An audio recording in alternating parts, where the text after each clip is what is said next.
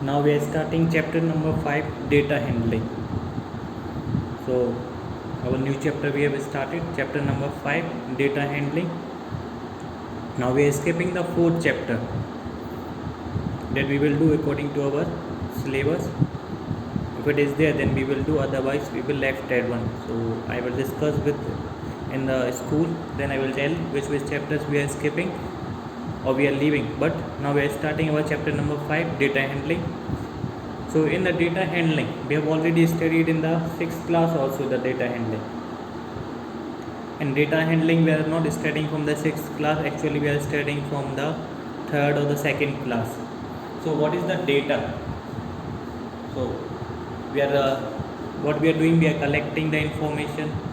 Suppose that I have told that collect the information in your colony, that in one your neighbors, so how many houses are there, collect the information that how many bikes are there.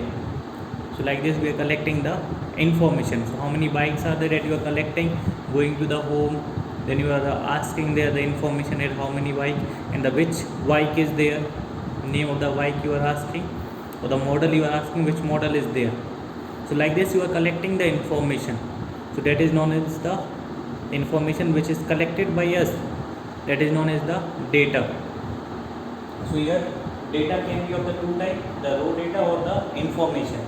So data, the information collected by such cases. So any cases can come, how we have discussed now, that if we are collecting the bike or if we are collecting some other thing, so that all the information what we are collecting, that is known as the data. Now data can be of the two types. Some time we are arranging the data, sometime we are not arranging the data, just we are keeping with us, then later we are arranging the data. So the data which we get in an unorganized form, in which we are not arranging in any form, that is known as the raw data. And what is the information? When the data is arranged into a meaningful inference, means when we have arranged the data, so what we are getting, we are getting the meaningful information from there, that is known as the information. So when this data is arranged in a well form, from where we can understand the things or some meaning it is coming, then it is known as the information. Then we are studying now the different type of graph. So in the graph, this pictograph we have already learned. In the smaller classes you have seen the pictures we are drawing, and then counting the pictures when we are writing that this many pictures are there. Like we are drawing the pictures of the flower or the books or the pencil or the pen, bottles, like this we are drawing the pictures there in the pictograph. So in the pictograph, what is the pictograph? Pictorial representation of the data using the symbols. So here we are using the symbols, so that we have already learned in the smaller classes. And in the bar graph, we already know in the bar graph what we are doing, displaying the information by using the bar. Bar means what we are using the rectangles we are drawing of uniform. Uniform means what?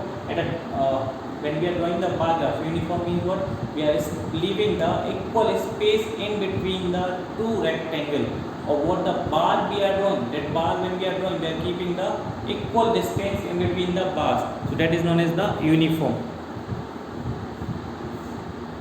And their height is proportional to the respective values. What the value they have given, according to that height only we are drawing that bars or the rectangle. So that is known as the height is proportion, because both should be the equal. If both are not equal, then what will happen? The bar graph will become the wrong. So this is the bar graph.